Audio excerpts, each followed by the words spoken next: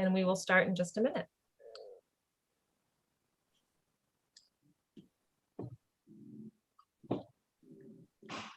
All right. Hello, everybody. Thank you for joining Insight Policing live stream Uncut. Today we have special guests, Veronique Cole, and then we have our regulars, Mike Delaney and Andre Brooks, and we're talking about the talk. And and this is a particularly important component of the conversation around policing in America and families in America and race in America. And it's a piece that isn't necessarily discussed often enough. So we want to bring it up and start to tell this piece of the story, start to break open this piece of the story about, the talk. And so first, let's introduce ourselves, and then I'd like one of you to explain what that is. But first, I'd love to hear from you, Veronique. If you could introduce yourself, that'd be great. Yeah, hi everyone. Veronique Cole, and I am a mother of 5 children, 3 grown children, two teenagers left home, 15, and one just turned 17 yesterday. And I have 2 grandchildren. I'm also an educator, and I've been teaching children for over 22 years. And that has been my life's work, and I absolutely love to do so. Mm-hmm. Great. We're so glad to have you here with us. Thank you. Thanks, Veronique. And then Mike. Hey guys, Mike Delaney. Veronique is my younger cousin, so for her to say grandkids, that makes me feel old. But I'm a 30-year law enforcement veteran here in the Washington, D.C. area. And I'm also a co-instructor in Insight Policing, which is conflict resolution for police officers. And I've been partnered with Andre for 20 plus years as well. So go ahead, Dre.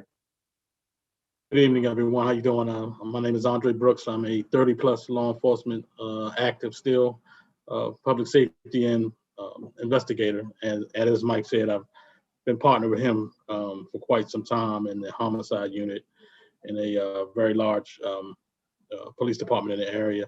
I'm also a instructor for Megan in the Insight Policing, and welcome. It's a very important topic today. Yeah. So you're law enforcement officers, and you're also fathers, right? And Veronique, you're a mom and an educator. And so we're talking about the talk that Black families often feel like they must give to their children in order to protect and stay safe from encounters with law enforcement. Veronique, could you tell us a little bit about this and help our audience understand what this talk is and what it's about? Yeah, in most Black communities, you can never say every Black community, but you will say most Black communities, we have something called the talk. And for us, it's a very hurtful reality, but it's also a very necessary reality, a necessary conversation that you have to have with your children. And this is not anything that began since the murder of George Floyd or any other unarmed Black man who's been brutalized by the police in our country. But this is a generational conversation. You will find that this conversation dates itself back to the history of policing. And so the conversation, I say all this to say, the conversation has evolved. It has to evolve. It has to look like what we're dealing with in our present time. If it does, we have to modify that conversation.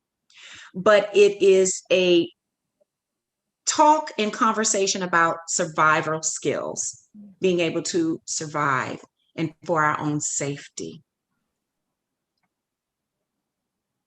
Well put. So I mean, it's so very interesting, right? And heart-wrenching in so many ways that to have a conversation with children about surviving those who are charged to protect.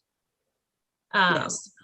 And so And I mean, that's a real kind of hard thing to wrap one's head around. Mike and Andre, I mean, how can you connect? Is presumably, is this something that occurs or has occurred in your family? And then how do you connect the talk with being a dad and being a member of law enforcement?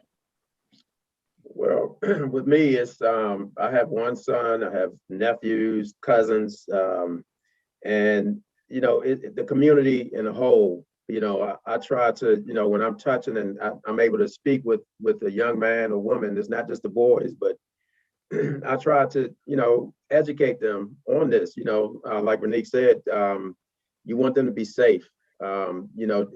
You should feel free out here driving around or walking the street or whatever, but you also want to know that to be safe and to go home safe the way you left home, that's the main goal.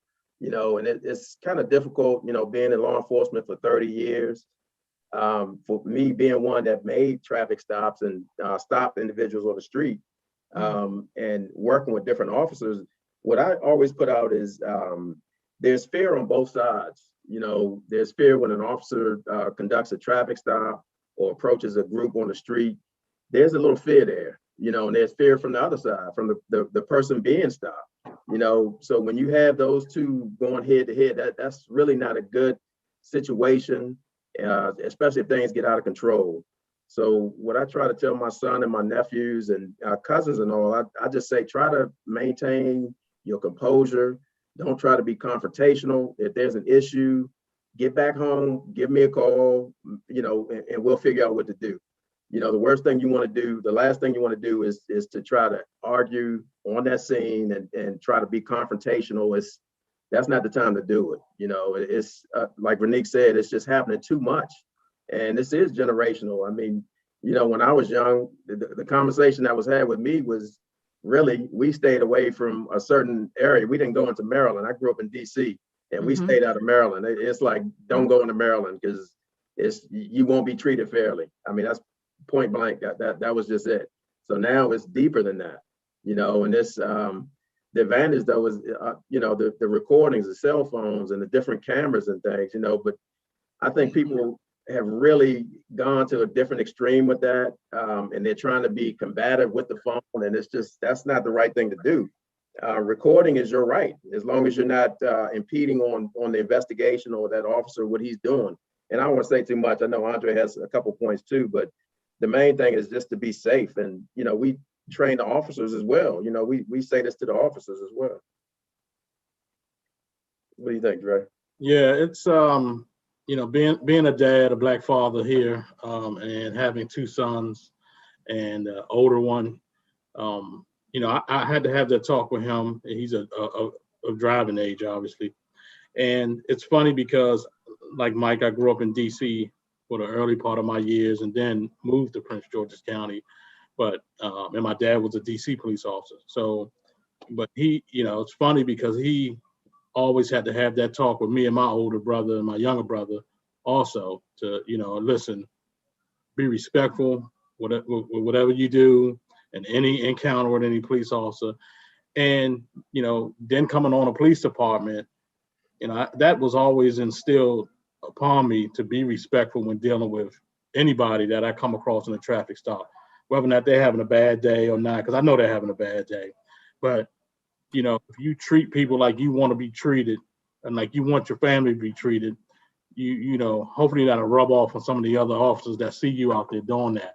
But it's a tough situation as a parent, because you do worry about your kids out there, and you do worry as a police officer if that happens. I had an incident where my son was about 13, and he was coming from a rec center, and they had stopped at a carryout just a few feet away from the rec center and were waiting for their food. They were all just standing out front doing nothing. Officer from the same jurisdiction where I worked at pulls up, and he stops all of them. All of them are 13 years old, just waiting. Even the lady inside was like, "Hey, they're just waiting for their food. They're not doing anything." But needless to say, that was a negative contact that they had with the police, and a report was written, and it got them in the system you know, and that's a crazy thing. You putting a 12 and 13-year-old in the system with just standing outside of his house. What do you do, you know? And I don't know why he didn't tell me that day, but he told me the next morning when I couldn't do anything about it, which probably was a good thing. But you know, you struggle with that. You know, you struggle with that internal thing as a parent, but also as a law enforcement officer. You know, how to, you know, bridge the gap, or how to deal with that struggle on both sides. It's an uncomfortable feeling, just knowing that, you know, in today's climate, that you still have to speak out on that. And I tell you, it's funny because when Megan sent this out, I had this book here, and it was Home Alive: How to Survive, you know, some police encounters. And it was by a friend of mine. I'm not giving him a shout out, but I will. His name is Dr. Joffrey Mount Varner. He's a medical doctor in Howard University, I believe. And for somebody to have to actually put a book out, Yes, catered to Black men, Black kids, on how to survive conflicts with the police, that's very telling, you know.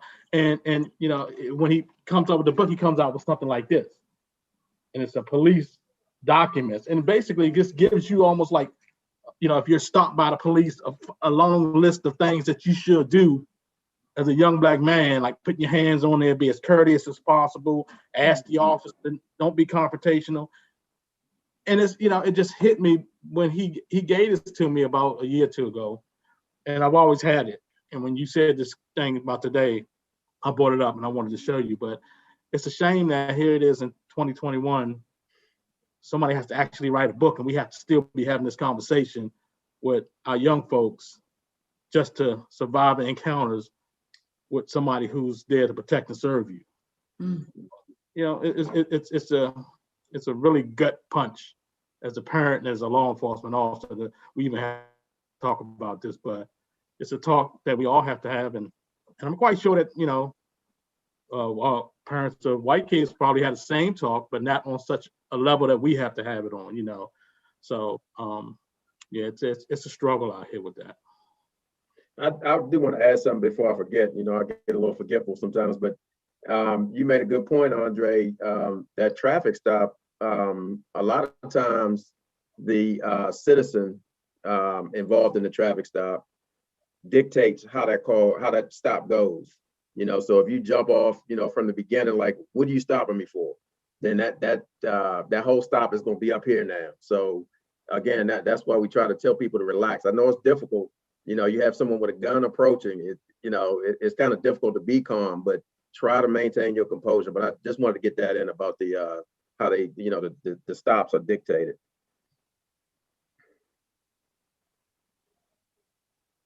So, but I guess, yeah, I mean, those are all really powerful points. And I wonder, you know, with having books written, having, you know, cards to carry telling you what your rights are and how to interact with the police. I mean, I really do wonder what the impact of that is on the current climate and relationships with law enforcement and moving forward. I mean, in a way, to feel like you have to be protective of yourself and to survive that. I mean, I imagine resenting that if it were me, right? I mean, I don't feel that way because of my background. And so I'm really curious about exploring that piece. Kind of what's the impact of this dynamic?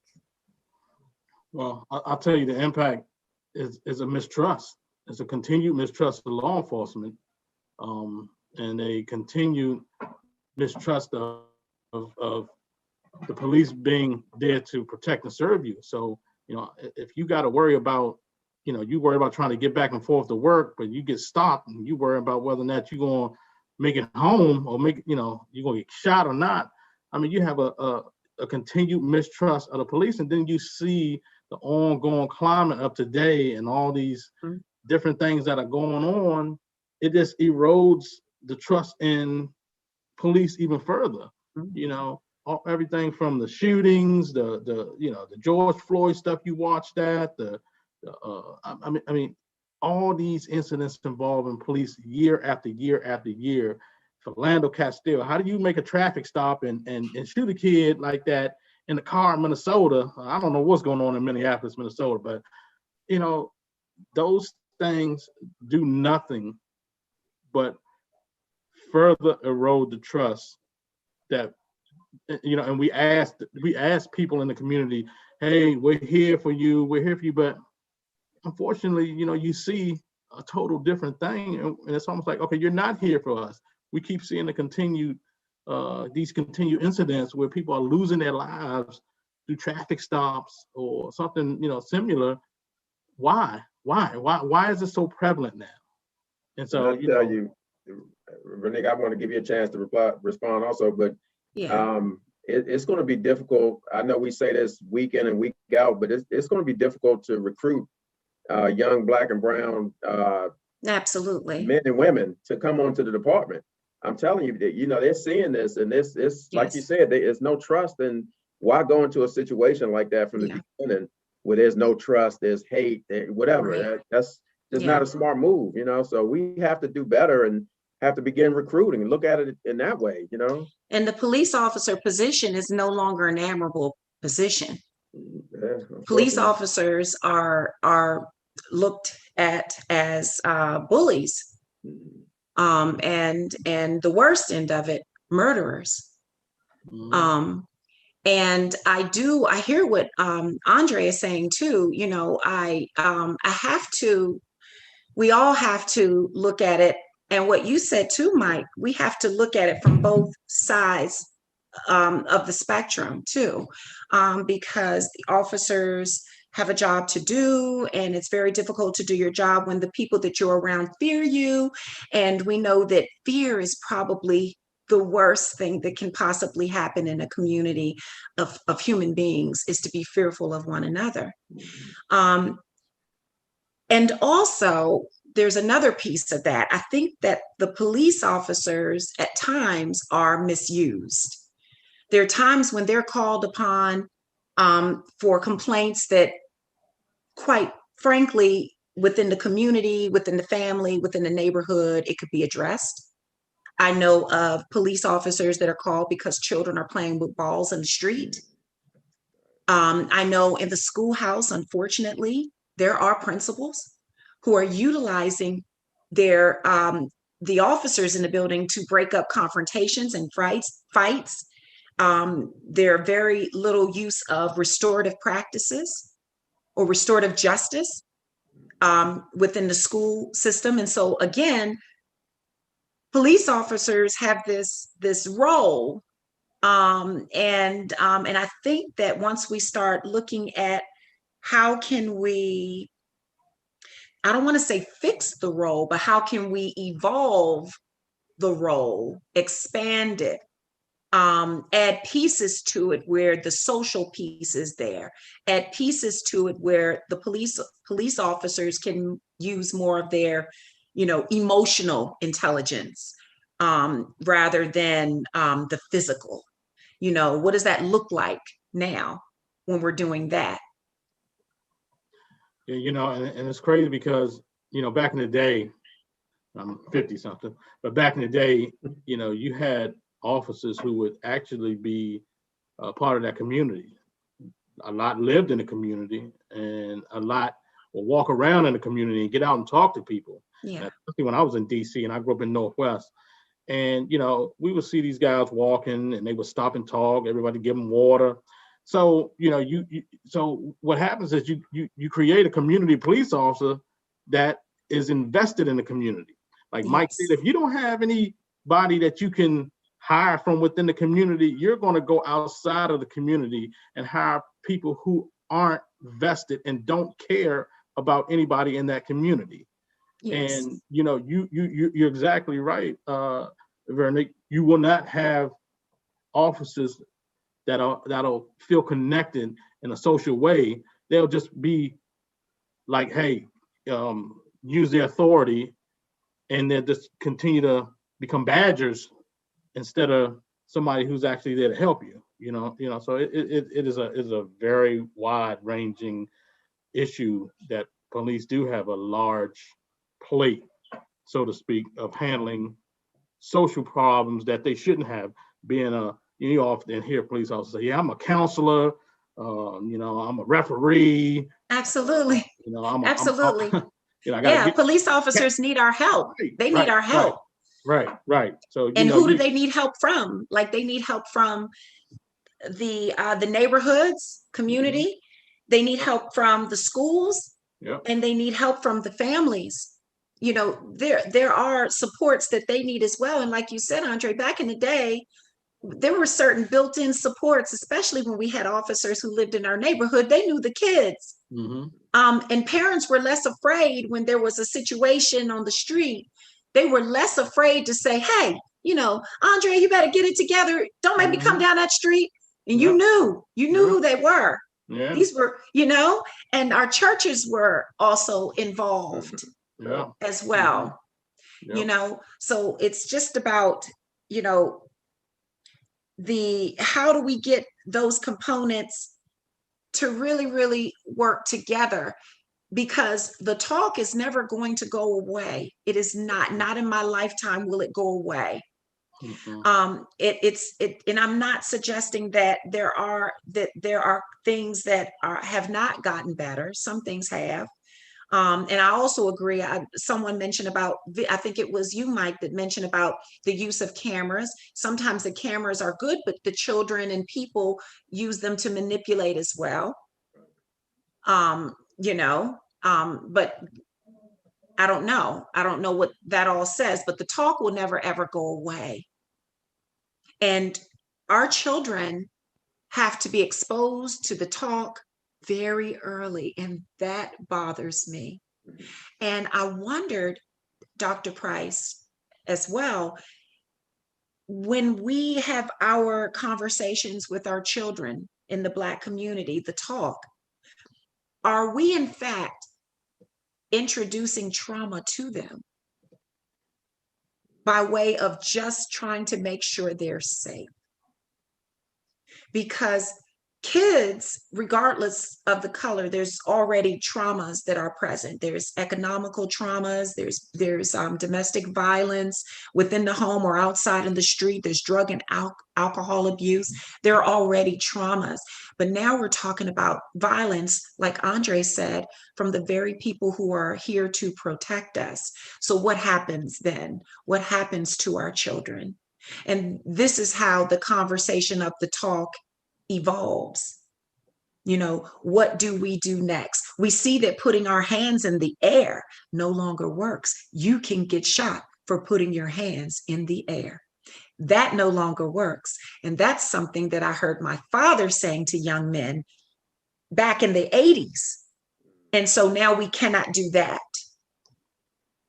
And we cannot use our cell phone to make phone calls. And we cannot make sudden movements. And we cannot ask the question of, why did you pull me over? Why are you doing this to me? That doesn't work. So again, like, what do we do next? I mean, these are all, they're huge questions, and they're beyond the ability of any one person, right? Or any conversation that a parent has with a child. It's so deeply systemic that these kinds of situations are happening. And we know that these are the most traumatic of encounters, and there are law enforcement officers, Mike and Andre among them, who would never, and who have the emotional intelligence and the communication skills and all those things. But there is a real trauma, as you say, where there's total and complete uncertainty around what is going to happen and who's the officer who will pull me over and how do I know and how can I be safe. And so the question, I guess, the next question, right, because this is a bigger systemic problem, is like, what, and you're saying too that it will never go away, but we have to imagine a time where it is no longer. And what does that time look like? And does it involve as Andre was saying, officers living in the community or growing their skill sets to really embody that emotional intelligence. I mean, what is the vision in the future that we want? Well, we're doing work in the school as an educator. I'm also an equity liaison in my school at North County High School, which is in Anne Arundel County. And so we're doing some work there. We call it ABAR, anti-bias, anti-racism work. And so we're looking at everything through, we're teaching our teachers, if you will, to look at their own practices, which directly impacts our students, which directly impacts families, which directly impacts communities. So all of those things are tied in together.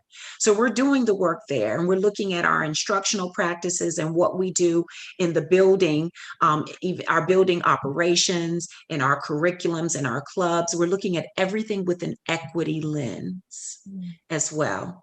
So that's the work that we're doing in the schoolhouse. And I do know that there are police departments, and I know these two gentlemen can speak on that, where they're doing a lot of anti-bias, anti-racism work as well, and work in equity. So that when my 17-year-old son goes outside and a situation occurs and an officer responds to the scene, maybe he'll look at my son as a 17-year-old, a teenager, and not a menacing person, if that makes sense. And we all have biases. That's the other piece too. So there's work that's being done, but it has to continue. It has to be a continuous process, and it also has to evolve, just like our conversations about the talk. Wise words. I want to thank you all for this and for starting this conversation and opening this box. I think that it's a really important one to have, and that your perspectives have really added to the thinking on this. So thank you very much. Thank you, Veronique, Andre, Mike, and thank you all for watching. Leave your comments and join us next week. Thank you. Take care.